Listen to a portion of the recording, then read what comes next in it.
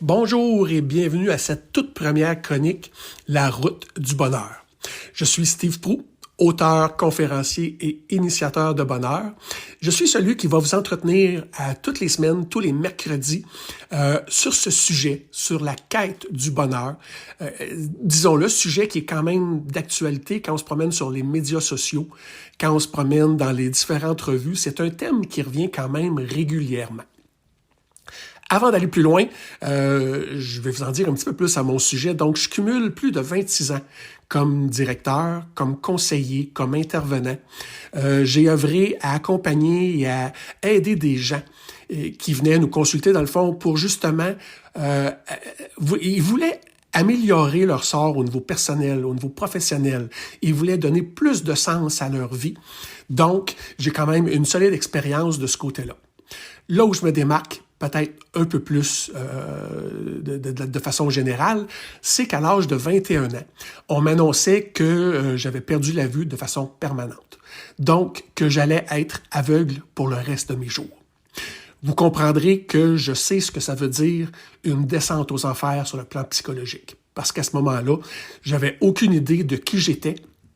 Je me connaissais très peu. Et pour moi, on retourne plus de 30 ans en arrière, à la fin des années 80, Internet n'existait pas encore. Donc, l'accès à l'information pour dire qu'est-ce que ça prend, justement, qu'est-ce qu'on peut faire quand on est non-voyant, c'était pas aussi accessible peut-être qu'aujourd'hui. Mais par contre, je sais aussi, plus de 30 ans plus tard, ce que ça veut dire de se reprendre en main, de se créer une vie à son image et de vivre le bonheur.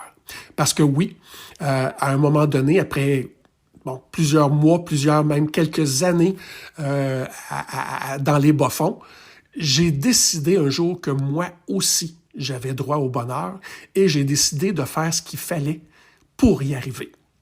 Donc, c'est sûr que le but de ma chronique, c'est pas principalement de vous présenter mon parcours ou de parler de moi, mais peut-être qu'à l'occasion, je me servirai de certains exemples pour peut-être mieux exprimer des théories ou ce que je veux vous dire. Donc, oui, et c'est de là un peu que vient mon sujet de vivre le bonheur, parce que j'y suis arrivé. On m'a souvent nommé que j'étais un exemple, que j'étais un modèle pour les gens. Et donc, ce que je me dis, c'est si j'y suis arrivé moi-même, je pense que presque n'importe qui peut y arriver. Et moi, j'ai le goût de redonner au suivant. Vous savez, quand au niveau professionnel, on avance et souvent, on veut de nouveaux défis ou nos besoins pour justement se réaliser se précise ou change un peu. Et je suis rendu à une étape où, justement, j'ai le goût d'aider des gens qui vivent des épreuves, qui ont vécu des épreuves, qui vivent des difficultés, qui manquent de confiance en eux, qui ont de la difficulté à créer leur propre bonheur et même, pourquoi pas, à réaliser leurs rêves.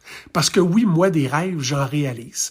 Ce que je suis en train de faire avec vous en ce moment, d'animer à la radio, de faire des chroniques à la radio, c'est un rêve que j'avais depuis que j'étais petit cul. J'ai une certaine expérience à la radio. J'ai œuvré pendant 6 ans dans une radio communautaire dans ma communauté en Estrie. Et c'est un rêve que je poursuis en étant avec vous, justement, ici à CKVL à toutes les semaines. Donc, oui, c'est possible, même quand on part de loin, de se reprendre en main, de créer son bonheur et justement, même de réaliser ses rêves. Est-ce que c'est toujours facile? Pas du tout. Je peux vous dire justement que ça a été beaucoup de hauts et de bas, mais on peut y arriver. Donc, dans les prochaines semaines, on va traiter de différents sujets, de différents thèmes comme ça, pour voir qu'est-ce que ça prend pour être heureux, comment on peut y arriver, et dans le fond, on va essayer de définir le plus précisément possible aussi qu'est-ce que le bonheur. Est-ce qu'on peut vraiment être heureux, vivre le bonheur, 365 jours par année, 24 heures sur 24? Non, je le crois pas. Pourquoi? Parce que, tu sais, on entend souvent, l'exemple le plus simple à donner, je pense, c'est les gens riches. On parle souvent des gens riches et célèbres, puis on dit, c'est sûr, eux autres, ils ont tout, puis c'est facile d'être heureux, puis c'est une facette, c'est une image externe qu'on nous donne de ces gens-là. Mais ces gens-là, on les voit pas dans leur quotidien, à chaque heure, à chaque minute. Ces gens-là vivent des difficultés pareilles comme vous et moi. Ces gens-là vont faire face à la mort un jour. Ils vont perdre des gens proches d'eux. Ça, c'est clair. Donc ça, c'en est une difficulté de vivre un deuil comme ça. C'est quelque chose qui est difficile. Bon, on parle d'argent. Aujourd'hui, en début 2023, dans l'État où se trouvent les taux d'intérêt, la bourse en général, ben, même si ces gens-là ont de l'argent, ces gens-là ont des placements, ben, quand ils en perdent à un niveau beaucoup plus élevé que vous et moi. Donc, ils perdent de l'argent comme n'importe qui. Oui, ils ont accumulé, ils ont travaillé fort, ils ont plus d'argent, mais ces gens-là ont leurs limites comme n'importe qui. Donc, ça ne veut pas dire qu'ils ne vivent pas de stress, ça ne veut pas dire qu'ils ne vivent pas de difficultés, mais c'est ça, la facette externe, l'image externe qu'on nous donne, c'est comme si, parce qu'ils ont de l'argent, parce qu'ils ont tout le matériel, ces gens-là ont aucun problème, et c'est complètement faux. Donc, le bonheur, c'est pour moi, je pense que c'est un sentiment intérieur. C'est pas l'argent qui nous l'apporte, c'est pas le matériel qui nous l'apporte. Hein? Combien de fois on a entendu dans les médias, on a entendu parler de gens qui avaient gagné à la loterie et que quelques années plus tard, n'avaient plus rien. Donc, est-ce que l'argent règle tout?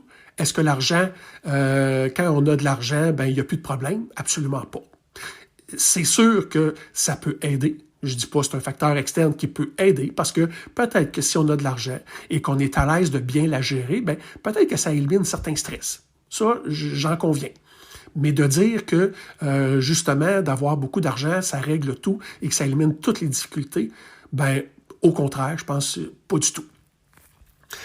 Est-ce que le bonheur, justement, bon, c'est quoi le bonheur pour moi? C'est d'être capable de considérer que, oui, on veut vivre heureux, on veut vivre le bonheur au maximum, être le plus souvent possible dans cet état intérieur, parce que pour moi, le bonheur, c'est un sentiment, c'est un état intérieur, mais on est quand même conscient qu'on va vivre des difficultés dans notre vie. Il n'y a personne qui ne vit jamais de difficultés. Donc, un jour ou l'autre, oui, tu sais, à des niveaux bien différents. Mais on va tous vivre des stress, des difficultés, des moments où on ne se sentira pas heureux du tout, ou des moments où on se sentira beaucoup moins, justement, dans notre zone de confort et qu'on vivra le bonheur. Bon, tu sais, il y a des gens pour qui leur animal de compagnie, c'est ce qu'ils ont de plus précieux. Donc, de perdre un animal, pour eux, ça sera une grave épreuve. Il y en a d'autres pour qui les animaux, ben, ils accordent beaucoup moins d'importance parce que ça ne fait pas partie de leur valeur, ça ne fait pas partie de leur intérêt, et c'est correct ainsi dans les deux cas. Donc, le bonheur, c'est pas quelque chose qui est uniforme, c'est pas quelque chose qui se vit de la même façon pour chacun, parce que notre bonheur, il part de nous. Individuellement, c'est nous, premièrement, qui décidons d'être heureux et c'est nous qui choisissons de créer notre bonheur à notre image. Donc, à partir du moment où je choisis d'être heureux, ben, je pense que l'objectif, c'est d'essayer justement de me réaliser à travers des activités, à travers une vie professionnelle, une vie familiale, mais qui me ressemble le plus possible.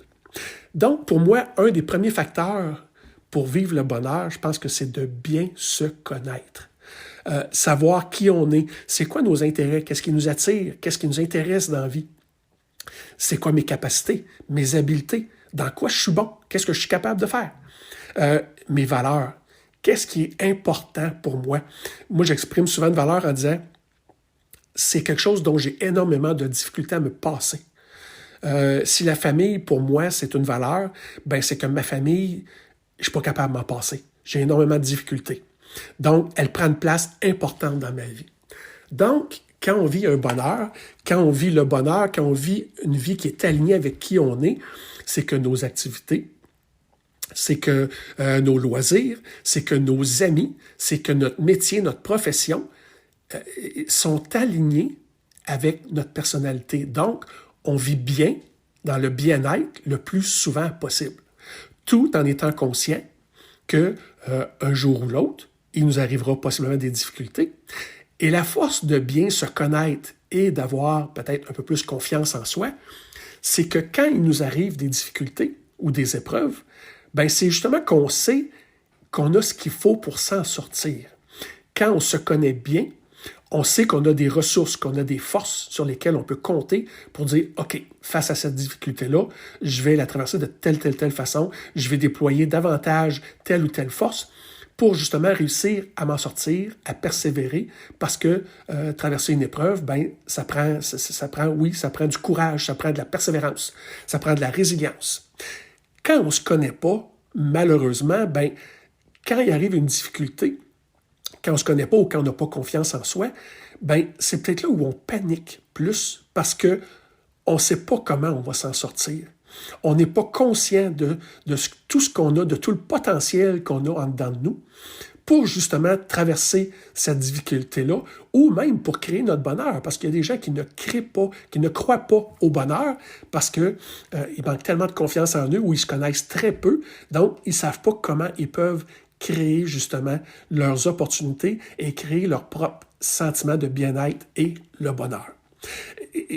Puis, tu sais, c'est simple, on peut voir justement, tu sais, l'exemple que je donne souvent, c'est qu'on a probablement tous rencontré, ou on a peut-être même tous et toutes une personne autour de nous qui est souvent victime. Être victime, en quelque part, c'est un peu comme dévoiler qu'on se sent impuissant face à la vie ou impuissant face justement à ce qui nous arrive. Donc, quand on se sent impuissant, on sent qu'on n'a aucun pouvoir sur notre vie. Et là je parle pas de de pouvoir, mais d'avoir du pouvoir sur les autres, mais quand je parle de se sentir en confiance et d'avoir du pouvoir sur notre vie, c'est là où je dis où on a beaucoup plus de chances aussi, possiblement peut-être, de vivre le bonheur parce que on sait que on a ce qu'il faut pour créer notre vie à notre image, mais on a aussi ce qu'il faut pour pouvoir s'en sortir s'il y a des difficultés. Donc, les gens les plus heureux, les gens qui vivent davantage peut-être en lien avec le bonheur, pour moi, ce sont des gens justement qui ont confiance, qui se connaissent bien, qui créent leur vie à leur image et qui sont conscients et qui sont confiants de pouvoir justement traverser les difficultés en étant en contact avec leur personnalité, en étant en contact avec leurs propres ressources et ils sont en mesure aussi de pouvoir connaître et aller chercher les ressources externes quand ils en ont besoin. Donc, le bonheur, en quelque part, il est accessible à tous et à toutes. C'est nous qui choisissons de le vivre. C'est nous qui choisissons de le créer. Comme je vous disais depuis le début, peut-être que c'est un peu plus facile pour certains, peut-être que c'est un peu plus difficile pour d'autres. J'en conviens que quand à la naissance, on se retrouve dans un milieu où peut-être un peu milieu plus défavorisé, dans un milieu où la richesse n'est pas présente, dans un milieu où justement peut-être que au niveau du logement, au niveau des conditions de base, je suis peut-être moins favorisé. Peut-être que ça nous demandera davantage pour arriver justement à se connaître, à développer notre confiance et à créer notre bonheur. Mais c'est quand même faisable. Donc, de l'autre bord, si on est dans un milieu favorisé, ça nous donne plus de chances justement d'être bien encadré, d'avoir tout ce qu'on a besoin dans notre vie.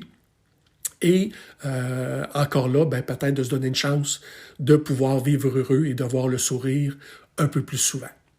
Donc, vous voyez un peu l'angle que je veux donner à ma chronique.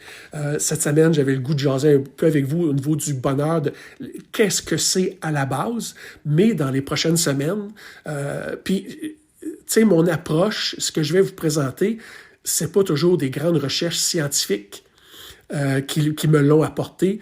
Il y a beaucoup là-dedans aussi, c'est mon vécu personnel, mon vécu professionnel, la façon, je suis quelqu'un qui est très observateur, donc en me promenant sur les médias sociaux, en écoutant les gens parler, en lisant des revues, en lisant les journaux, j'ai beaucoup de cas ou d'exemples justement qui m'ont amené des sujets, qui m'ont amené des thèmes que je vais vous proposer à chaque semaine. Mais c'est pour moi, cette chronique-là, c'est des sujets qui vont être davantage terre à terre, qui viennent du quotidien et non de grandes études. Je suis pas un scientifique, je suis plus davantage un gars d'action, un gars pratico-pratique. Donc, mais j'ai quand même assez d'expérience et je pense assez de connaissances et de compétences pour être capable de vous entretenir adéquatement sur les différents sujets. Donc, j'espère que vous avez apprécié cette première chronique de La route du bonheur. Et je vous rappelle que vous pouvez obtenir plus d'informations à mon sujet si vous le désirez sur mon parcours, sur ce que j'ai fait sur le steveprou.ca. Et je vous reviens la semaine prochaine, mercredi 17h, pour vous entretenir d'un autre sujet. Probablement la semaine prochaine, je vous entretiendrai justement sur les épreuves. Qu'est-ce qu'une épreuve? Qu'est-ce qui fait que les gens vivent une épreuve différemment? Qu'est-ce qui fait que pour certains, une difficulté qui peut paraître banale pour certains va être vécue de façon beaucoup plus intense pour une autre personne. Donc, la semaine prochaine, ça sera le sujet de ma chronique, les épreuves. Je vous reviens mercredi prochain, 17h, même heure, même poste. Bonne semaine.